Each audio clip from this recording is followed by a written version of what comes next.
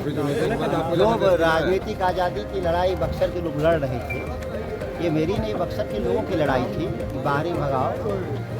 बाहरी भगाने में कामयाब रहे बक्सर के लोग, और हम लोग स्थानीय लोग होने के चलते इस इलाके के लोग उम्मीद भी ज़्यादा थी हम लोगों से। तो क्या उम्मीदों पे खरा उतरेंगे? उम्मीद से ज़्यादा 24 साल से लोगों ने क्या किया है सब आप लोगों ने देखा है। कोई ऐसा काम हो जो हमको बताएं कि 24 साल में इन लोगों ने किया है। जीत का श्रेय किसको दीजिएगा? जनता को, जहाँ जनता लड़ी ठीक से। कितना मुश्किल लड़ाई था सुधाकर जी? लड़ाई मुश्किल, लड़ाई लोकतंत्र में सभी मुश्किल होते हैं, आसान तो कुछ भी नहीं होता, लेकिन इस मुश्किल लड़ाई को लोगों ने लड़ा यहाँ। लगता है कि बीजेपी के खेमे में आपने जीत इतने लंबे समय के बाद हासिल की है, तो इसे बरकरार रखेंगे? देखिए, ये बीजेपी यहाँ के लोगों को राजनीतिक रूप से गुलाम समझ रही थी, बक्सर के लोगों को। जी। भागलपुर से, कभी गोपालगंज से, कभी कहीं से ला नेता। ये बक्सर का सही जवाब है, बक्सर के लोगों का सही जवाब है। जी। सुधाकर संदेश संदेश साफ है, बक्सर के स्वाभिमान सम्मान की लड़ाई लड़े, विकास के मुद्दे पर भी, और नीतिगत जो सवाल है देश के पार्लियामेंट में एक पार्लियामेंटेरियन होने के नाते एक आवाज़ होनी चाहिए, वो आवाज़ बनेंगे यहाँ के लोगों के लिए, इस देश की भी आवाज़ बनेंगे और यहाँ के लोगों के लिए भी आवाज़ बनेंगे। किसानों की बात हमेशा आप करते थे, वही तो नीतिगत बात है। इसी पर तो मैं आपको इशारा किया कि मैं नीतिगत सवाल पर मुखर रूप से पार्लियामेंट के भीतर अपनी बात रखूँगा। ऐसी भी चर्चा हो रही है कि नीतीश जी को भी ऑफर दिया जा रहा है। अभी इंडिया गठबंधन के शीर्ष नेता देख रहे हूँ किसको कौन ऑफर दे रहा है, किसको कौन ठीक कर रहा है, ये हमारे स्तर का मसला है नहीं। धन्यवाद। सुधाकर जी, बक्सर का विकास करेंगे? बक्सर क्योंकि विकास तो एकदम करेंगे, हमारा क्षेत्र है तो यहाँ का विकास करेंगे, और देश स्तर पे अब किसानों के, कामगारों के, कारीगरों के, नौजवानों के, छात्रों की लड़ाई लड़ेंगे, देश स्तर पे लड़ेंगे। और ये तो मेरा स्थानीय क्षेत्र है, इसका काम तो हमारी जिम्मेदारी है। धन्यवाद। पिताजी के बाद आपकी जिम्मेदारी? पिताजी भी थे तो 20,000 करोड़ की 3 बड़ी परियोजना लाए थे, बाकी छोटी सड़कें, बिजली, सब अलग बात था। बिजली घर किसने बनवाया है? जगदानंद सिंह ने बनवाया बिजली, सब लोग जानते हैं। बक्सर से आरा का 4 लेन कौन निर्माण शुरू किया था? मोहनिया से आरा तक का 4 लेन किसके ज़माने में शुरू हुआ था? इन लोगों ने आके उसको रुकवाने का काम किया था। बक्सर के लोगों ने दंड दिया, इसीलिए ना दंड दिया कि बाहरी लोग आते हैं तो यहाँ काम रुकवाते हैं, काम नहीं करते। ठीक है, धन्यवाद सर। बक्सर लोकसभा से आरजेडी के प्रत्याशी सुधाकर सिंह की जीत हुई जी, क्या कहना चाहेंगे?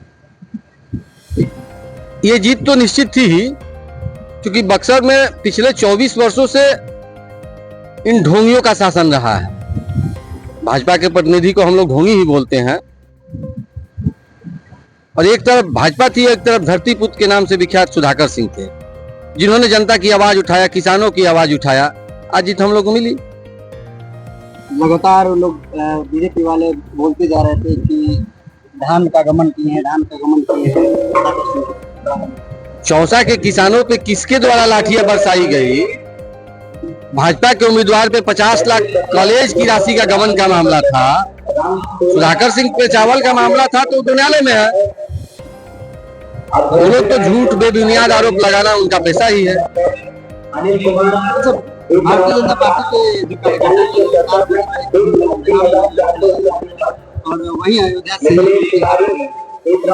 सबसे बड़ी बात है कि ऊपर से भगवान राम भी देख रहे हैं कि हमारे नाम का सौदागरी कौन करता है, और इतिहास गवाह है कि भाजपा राम की सौदागर ही है, राम की भक्त नहीं है। अच्छा, अभी बताइए कि किसकी औकात भगवान राम को लाने की है किसी की औकात? भगवान राम ने सबको लाए हैं। तो भाजपा वाले भगवान राम के सौदागर हैं, न कि भक्त हैं।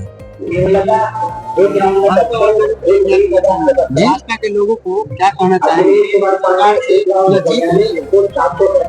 झूठ और फरेब की राजनीति वो लोग बंद करें। मोदी जी की और भाजपा की ढोंग जनता समझ चुकी है। उत्तर प्रदेश का रिजल्ट बता रहा है कि आप कहाँ हैं। बक्सर में ये लोग एरोप्लेन से हवाई, एक इनसे पिछले वाले आसमानी बाबा थे, ये हवाई बाबा है। इन लोग को गुमान हो गया था, अहंकार था कि हम किसी को भी ला देंगे और वो चुनाव जीत जाएगा। विकास का कार्य होगा निश्चित सुधाकर सिंह का बैंक इतिहास भी आप देख सकते हैं। रामगढ़ में अभी वर्तमान में विधायक है, पता कर सकते हैं तो क्या क्या क्या करते हैं। जी, मेरा नाम रमेश सिंह, रामोवरिया, बक्सर सदर। क्या कहना चाहेंगे? सबसे पहले आपको भी बहुत बहुत बधाई। और ये जीत जनता की जीत है। जनता का जनादेश मिला सुधाकर भैया को और बक्सर त्रस्त था। 10 वर्षों से बाहरी यहाँ सांसद बनते थे, उससे पहले भी बनते आए हैं सांसद बाहरी यहाँ। और स्थानीय हमारे यही लोकसभा के रामगढ़ विधानसभा के विधायक रहे हैं सुधाकर भैया और पूर्व कृषि मंत्री भी। तो जनता ने स्थानीय उम्मीदवार को चुना और समस्त बक्सर वासियों को इसके लिए भी बधाई हम देंगे। लगातार बीजेपी के लोग घूम घूम के शिकायत किए जा रहे थे, सुधाकर सिंह ऐसे हैं वैसे हैं, और आज उनकी हार हुई है।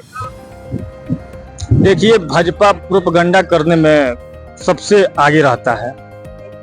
अभी हम आज देखिए सुबह में, ऐसे तो हमारे भाजपा के लोग भी हमारे मित्र हैं, तो उनके जुबान पे यही था कि कुछ भी हो जीतेंगे हम ही। मैंने वो एकदम कन्फर्म श्योर ऐसा लग रहा था कि लगता है कि ये जनता और ये लोकतंत्र उनके पॉकेट में है, कुछ भी हो जाए कि जीतेंगे हम ही। अब भाजपा के लोगों को क्या कहा जाए, अब उनसे यही हम कहेंगे। लोग तो ये भी कह रहे हैं कि जंगल राज आ गया। जंगल राज आ गया। 17 महीना तेजस्वी जी की सरकार रही है नीतीश कुमार जी के साथ। 17 महीने में जितना नौकरी युवाओं को उन्होंने दिया तेजस्वी जी ने, जंगल राज है ये मंगल राज है।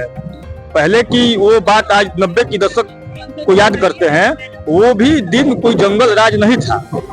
उस समय टेक्नोलॉजी का जमाना नहीं था, कम हर चीज वहाँ मान लीजिए कि विधि व्यवस्था में बहुत कमियां थी, और उसको वो लोग बढ़ा चढ़ा के कहते हैं जंगल राज जंगल राज। हालांकि जनता तो जवाब दे दी ना, जंगल राज है कि मंगल राज है। क्या लग रहा है कि इस बार अब सुधाकर जी जीते हुए तो क्या विकास का कार्य होगा? देखिए, सुधाकर भैया का नाम किसान नेता में आता है, पहली बात आपको बता दे। दूसरा चीज की ये जो विकास किए हैं रामगढ़ में, ये देखने वाली चीज है। यहाँ के जनता उन पे विश्वास किया है तो जरूर विकास होगा। और अब क्या हम कहें विशेष। जश्न लोग मना रहे हैं कार्यकर्ता लोग। बिल्कुल, आरजेडी के लोग 2000 का समय है और लालटेन जला के देखिए, मना रहे हैं। लालटेन तो हम लोग का ये एक पहचान है। और 2009 के बाद राजद यहाँ बक्सर में 2024 में जीती है, तो जश्न तो लोग मनाएंगे ही, और पूरे लोकसभा में उत्साह है। अच्छा, अब ये बताइए हमको कि तेजस्वी जी जो हैं, आप लोग क्या फिर से रोजगार देंगे? बिल्कुल, हमारी सरकार बनेगी। तेजस्वी जी के घोषणा पत्र में है, और कांग्रेस के भी घोषणा पत्र में ये है कि हम सरकार में आएंगे तो 1 करोड़ रोजगार देंगे। जो सिलेंडर 1200 का मिल रहा है उसको 500 करेंगे। हर एक महिलाओं के रक्षाबंधन पे 1 लाख रुपया हम देंगे। तो ये सरकार बनेगी तो बिल्कुल ये सब काम होगा। एक सवाल और उठ रहा है कि क्या नीतीश फिर से आरजेडी में आने वाले हैं? अब ये सवाल ऊपर के लेवल का चीज है और इस पे हम कुछ बोल नहीं सकते हैं। जी, आपका पूरे परिचय? जी, मेरा नाम दीपक यादव, युवा राजद प्रदेश महासचिव। धन्यवाद। जनता ने जनादेश दिया है, कैसा लग रहा है, क्या कहेंगे? मुझे जिस दिन चुनाव लड़ने आए थे उसी दिन मुझे पूरी उम्मीद थी कि बक्सर के मिट्टी से जन्मे हुए लोग को समर्थन करेंगे लोग यहाँ। उस उम्मीद पर बक्सर के सभी मतदाता, सभी वर्गों, सभी धर्मों, जातियों के लोगों ने खरा उतरने का काम किया। मैं बक्सर के स्वाभिमान और सम्मान और विकास की लड़ाई को ज़रूर आगे ले जाने का काम करूँगा। कैसा लग रहा है आपको सुधाकर जी अभी? ये हमारी जिम्मेदारी बढ़ी है। जिम्मेदारी जब मिलती है तो जिम्मेदारी का एक भार भी है। तो ये उस भार को हम लोग महसूस कर रहे हैं कि कैसे हम लोग उसको पूरा करेंगे, पूरी जिम्मेदारी को। विपक्षी जो डराते थे बार बार जंगल राज कह के, उनको क्या कहना चाहेंगे आप? अब यहाँ तो बिहार में नीतीश कुमार के राज में मैं लगातार कहा कि जंगल राज है। भ्रष्टाचार को देखना है तो दूर क्यों जाना है, अपने प्रखंड मुख्यालय में चले जाइए। इस राज्य में जंगल राज देखना है तो पलायन देख लीजिए, करोड़ों लोग बाहर चले गए। जंगल राज देखना है बिहार में तो आमदनी में सबसे फीसदी हैं हम लोग, आम आदमी। जंगल राज देखना है तो सृजन कांड का घोटाला देख लीजिए। जंगल राज देखना है तो नीतीश कुमार का मुजफ्फरपुर बालिका गृह कांड देखिए।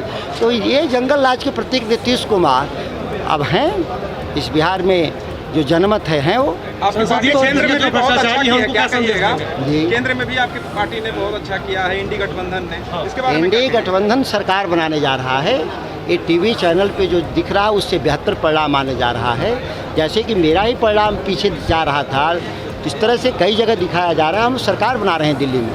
जीत का श्रेय किसे देंगे? जनता को यहाँ से एकदम संपूर्ण रूप से लोगों ने विश्वास किया, इसमें कहीं कोई शक नहीं कि बक्सर ने लोगों ने अपने बेटा को चुना है। अब इस विश्वास के साथ कि हम उनके स्वाभिमान की लड़ाई लड़ेंगे। क्या प्राथमिकताएं होंगी आपकी? हमारी प्राथमिकताएं बहुत साफ है, सुशिक्षित, सुसंस्कृत और किसानों की आमदनी बढ़े, बक्सर समृद्ध बने। ये लड़ाई हमारा था, स्लोगन था और नारा था। उसमें बहुत चीज़ें आएंगी। ऐसा आप अनुमान करें कि एक संसदीय राजनीति में पार्लियामेंटेरियन से बड़ा कोई पद नहीं होता, और वो सभी जिम्मेदारियों को निभाऊंगा, जो नीति का सवाल हो या डेवलपमेंट का सवाल हो। पॉलिसीज़ को ठीक से समझना होगा। डेवलपमेंट से ज़्यादा ताकतवर पॉलिसीज़ होता है। अगर आप पॉलिसी नहीं बना पाएंगे तो आपका डेवलपमेंट रुक जाएगा। यहाँ के लोगों ने कभी बात ही नहीं किया 24 सालों से दिल्ली में, पॉलिसीज़ पर बात नहीं किया। स्वाभाविक है कि डेवलपमेंट भी नहीं होगा। अब किसानों के लिए हितैषी देखे गए हैं, क्या किसानों के लिए आपका मुद्दा? क्या माना जाए कि चौसा में जो ज्वलंत मुद्दा है वो आप सिंह सॉल्व कर देंगे? निश्चित सुलझाएंगे। किसानों के स्वाभिमान और सम्मान की जो लड़ाई है सुलझा करके उस परियोजना को आगे बढ़ाएंगे। पहले उनका मामला सुलझाएंगे, तब परियोजना को भी आगे बढ़ाएंगे।